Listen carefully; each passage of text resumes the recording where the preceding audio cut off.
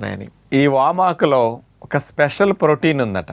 ఇది kidney stones రాకుండా ఎక్కువైన కాల్షియం ఇది ప్రోటీన్ లాక్కుని స్టోన్ ఫార్మేషన్ కాకుండా చేయడానికి కొంత ఉపయోగపడుతున్నదని. ఇది ఇరాన్ వాళ్ళే ఇది కూడా చెప్పడం జరిగింది. అంటే దీని మీద చూడండి, ఎంతోమంది ఎన్నో దేశాల వారు రకరకాల పరిశోధనలు చేశారు.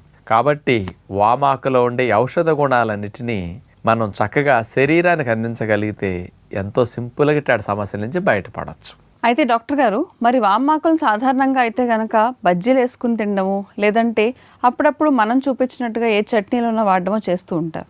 మరి అలా కాకుండా ఇంక వేరే విధంగా ఉపయోగించుకునే అవకాశం ఏదైనా ఉందా? వామాకుల్ని కొంతమంది కూరల్లో కూడా వాడుతూ ఉంటారు. అంటే దాని వాసన వేరు కదా. అవును. ఇంకా వాటితో పాటు అండి, ఈ కషాయాలు మనం చేసుకుంటున్నాం కదా, ఆ కషాయాల్లో ఈ వామాకులు వేసి కూడా మరిగించవచ్చు. ఎందుకంటే లంగ్స్కి చాలా అవసరం కదా. ఇది మెయిన్